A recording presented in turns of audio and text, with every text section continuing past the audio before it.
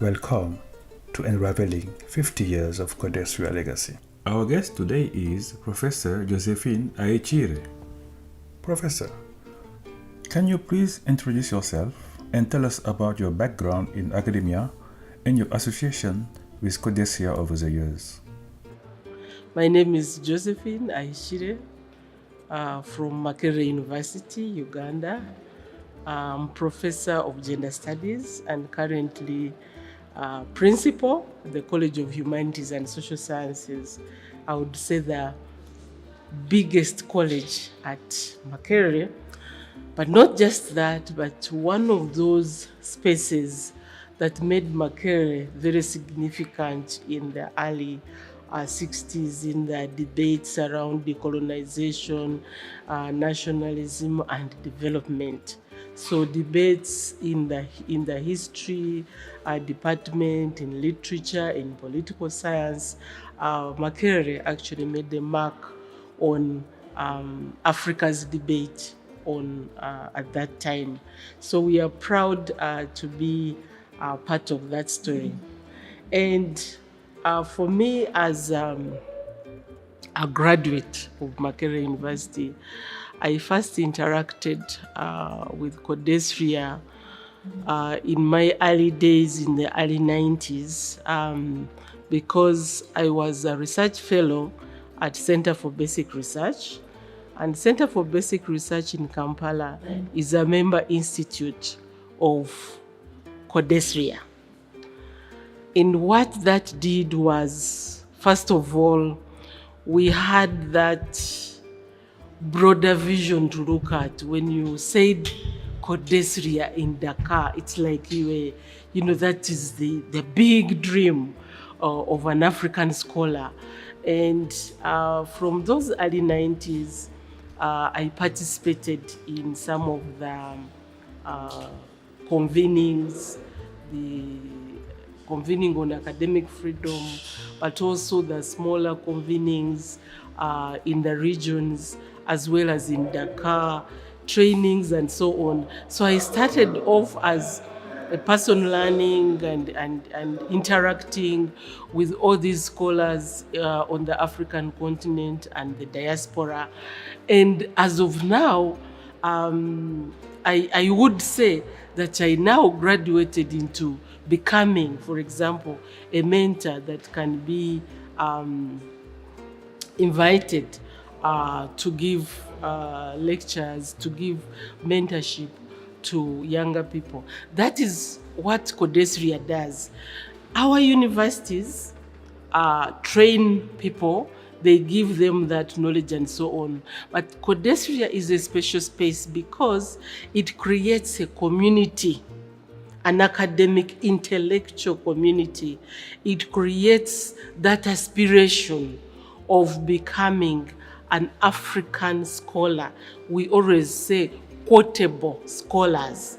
You can write things and they remain there. Nobody reads and nobody cites them.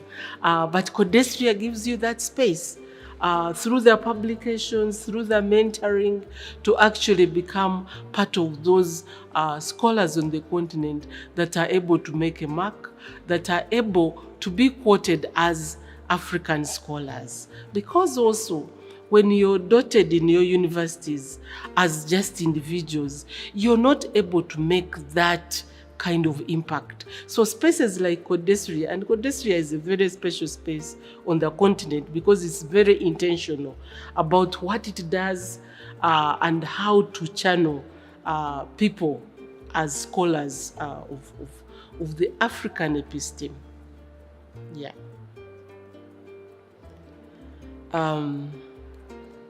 Maybe the other thing I would like to say is that Codesria principally started as a male space. So most scholars, they'll say first generation, second generation, and they are almost all men. But in the mid-90s, there was that openness.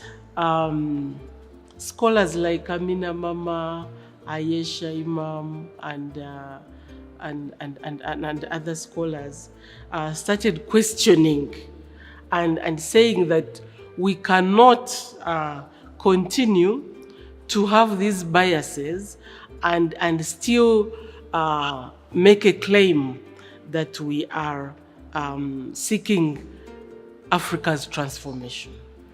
And that is how, for example, this very celebrated book on engendering social sciences in Africa came about. And that was like a watershed for Codesria, because then it showed that good social sciences is that which takes on diversity, takes on all these disciplines in their diversity. And that is also the genesis of, let's say, the gender institutes, bringing young people together and sort of channeling them and interesting them into pushing themselves to theorize Africa's situation, to theorize Africa's history and so on. And you can see that as of now, there is that intention to actually target young people and also bring scholars in the diaspora. That really creates that big community of intellectuals that you can draw upon in terms of writing, in terms of research, so that at the end of the day we are saying Africa's history, past, present, and future will have to be theorized and managed by Africans themselves, not knowledge that has been created from outside.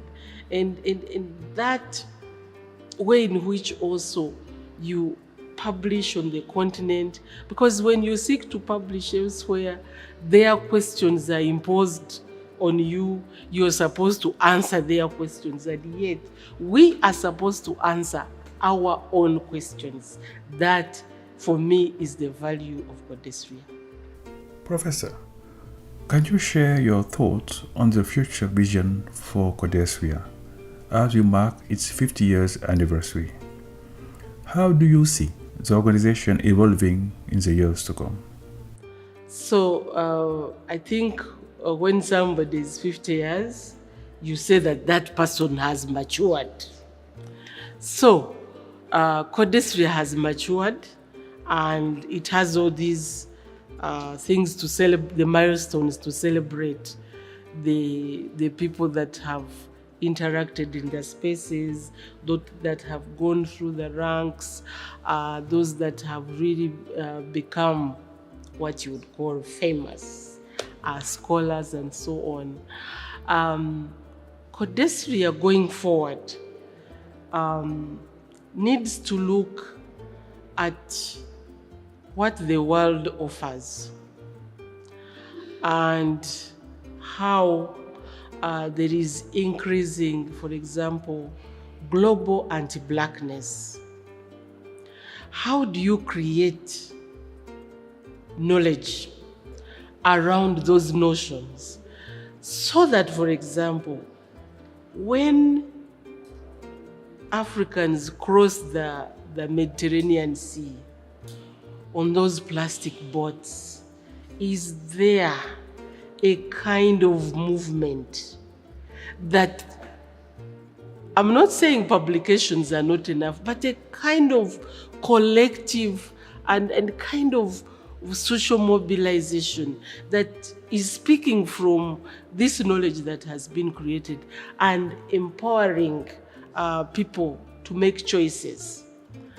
Is there a way in which something like that can happen?